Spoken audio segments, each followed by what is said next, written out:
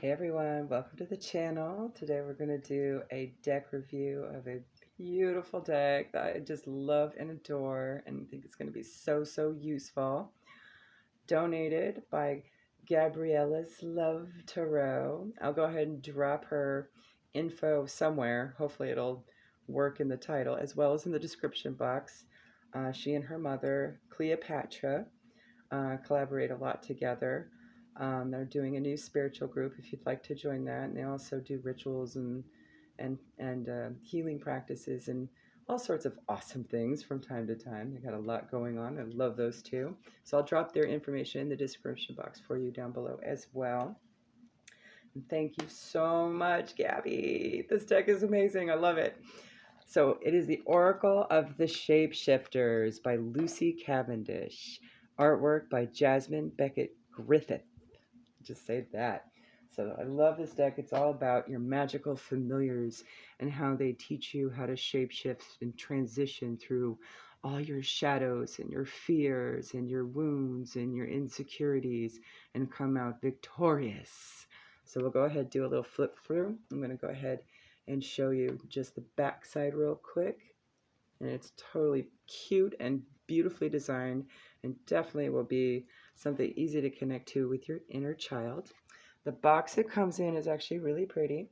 It's just a simple thumbprint box, but it does have a little nestled section for the cards down here and the book to sit up on top, which is really nice, so nothing gets bent, right? And if you decide to store it for a long time, it should retain its beautiful shape. The cards themselves, they're flexible, but they're very firm and thick, so they should stand up. There's a bit of a gloss on all sides, but it's not too bad. So it should hold up under light too. And it comes with a really thick guidebook that goes through a lot of, what this deck's about and who the author is on the back, as well as the artist as well. And it just talks about what you'll meet in this world and gives you all the explanations of the animals and their meanings, which is also great as well. I'm just opening it for the first time, so you get to see. And then, of course, you got your spreads if you want to work standard spreads, or you could make up your own. This is great. Oh, the animal chakra spread covers everything. This is great.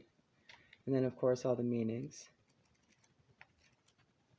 which aren't terribly long. It's still a book, but you can work it a number of ways. Okay, so let's get into this. And at the end, I will go ahead and pull a card for you guys as well.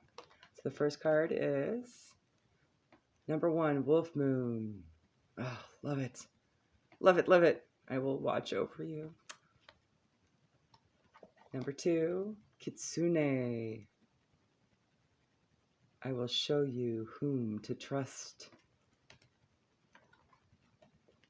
Little Red Riding Hood. I am not a victim. I love how it takes from childhood fairy tales as well as legends and lore and mythology. Brother Raccoon, a safe place for you to go. I'll just leave it like that for you guys. The Butterfly Ferrets. Move these over here real quick. There we go. The Fairy Bee. I love the eyes on every figure. Bats in the Belfry.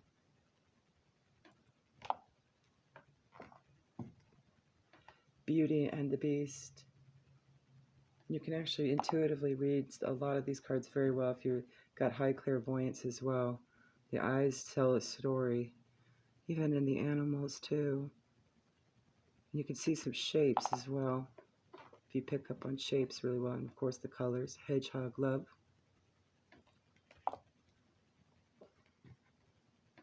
Ooh, love this one. Alice in a Sea of Tears.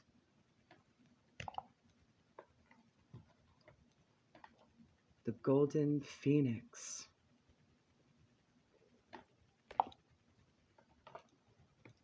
A Time to Say Goodbye. They're a little slippery, but as I use them, they'll stiffen up and be more workable. Miss Spiderweb.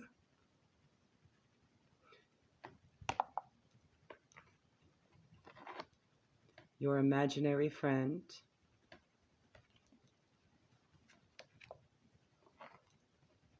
Deep dark sea mermaid. I like the anglerfish there. A beautiful little worm. Little wolf girl. Dragonfly mermaid. Mermaids have a lot of familiars, by the way, across all cultures. Elizabeth and the lion. Frog princess. Butterflies in gloom. God, the colors are stunning in these cards. Oh my goodness. Quetzalcoatl and the priestess of time. And I know I'm botching that. I always struggle with Aztec words, but I think that's close enough. Cuatl. All right. The delicate fairy and her ferrets. The mermaid and the turtle. Poe's brave flight. Love it. Two kittens. Oh, I choose. Have both. Strange companions in stranger places. Fiona and the unicorn. The black cat. Once upon a midnight dreary. Artemis of the forest. A loyal guardian. A twist in the tale. You are unlike anyone else. The unending sadness of looking back. The fairy ring.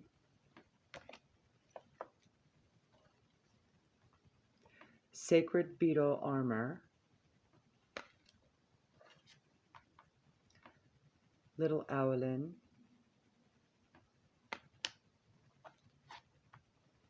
Little brother, little sister. Mermaid in a koi pond. Oh, love that, the dragon. That's the story of the Chinese dragon. Snake princess.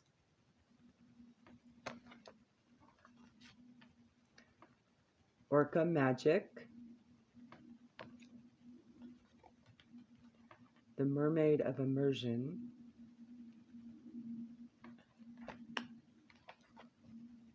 And dragonling garden. All right, so let's pull a card. Get a good shuffle, because I know they're all in order. I always try to keep the order so you can see it. Oh, they shuffle really well. And just in noticing, if you do have small hands, you might have to find new ways to shuffle this one. It's a little larger of a deck, but as is per the usual for oracles. So I've developed quite a few ways to shuffle. Sideways, the bridge might not work. Not sure if we're going to be doing the reversals. If there are any, we'll see. You could easily make it reversal.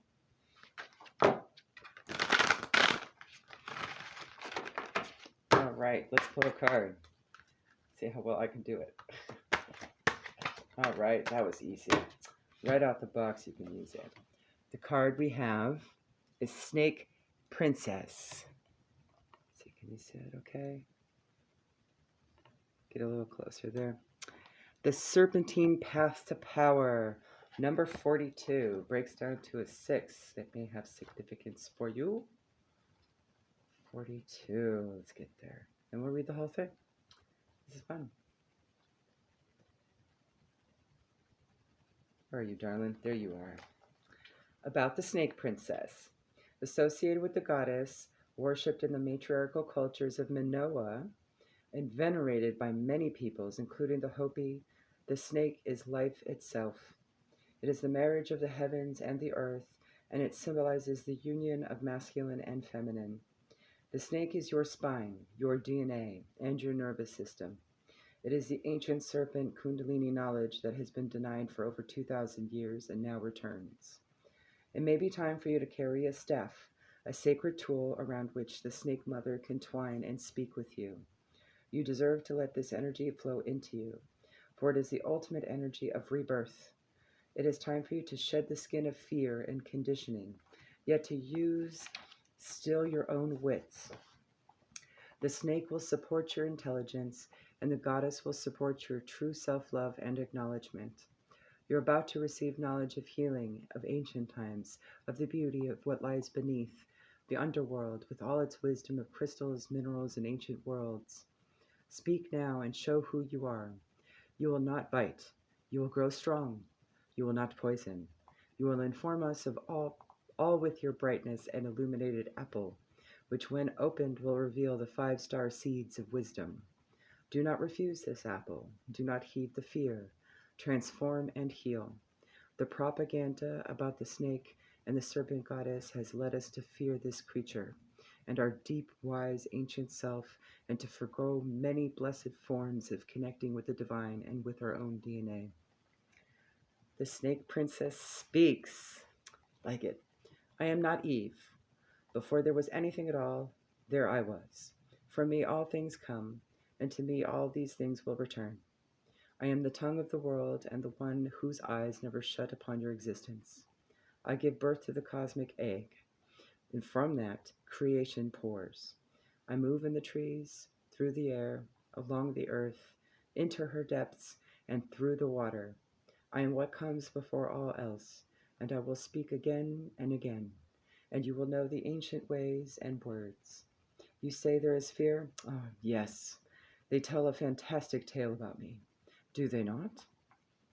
They tell you that I am whispering secrets that must not be told, that these deep secrets and this wise fruit are banned, and that the price of nourishing yourself with ancient wisdom is banishment, humiliation, and pain. The tale was never true. The only truth was in your belief in it. The snake and the serpent are your ancient wisdoms, your instinctual knowledge, and your belief that you, as a human being, are good enough, born innocent, and have no need of carrying this burden of sin anymore. My home is this tree of the world, where all souls flow from. Your soul is nurtured by my presence and the wisdom of the tree. Eat of our fruit. It is your soul nourishment. And do not let the fears and the lies you have been taught be the reason you deny me. Now the divinatory meaning of the card. You are being healed and given guidance from the serpent goddess, who is the originator of all life. You are a keeper of the old ways. You are one who cannot flee these changes, and so must you use your power with great discrimination and precision. You have great powers of divination, and may have associations with the ancient Pythia, the oracle of Delphi. Initially, the Pythia, or Pythoness, was the oracle of the goddess, and over time the Pythia transformed into the oracle of Apollo. But the Pythia remained the guardian of the serpentine way. It may be time to walk a labyrinth, to forego the linear, dualistic view of the world, and to begin to live in a more feminine, organic, undulating way. This is a wonderful time to learn ritual dance, to explore what skin it is you must shed, to observe the rites of ancient cultures, and to acknowledge that you too are one of the people of the serpent. This is a good and sacred thing, as these people are ancient and wise ones who are bringing back serpentine wisdom so we can bridge the gap between the deep earth and the highest of heavens again. You are also able to communicate with the dead, a talent of the very wise, and some say the very brave. Please explore this talent if this card comes forth, as an ancestor is willing to share great knowledge with you. With this knowledge, you will be free and will regenerate the ancient secrets kept hidden too long. You are strong enough, worthy enough. Beautiful. There you go, guys. Check out all the other deck reviews I got too if you're exploring and you're just coming across this video, okay? All right, have a good one.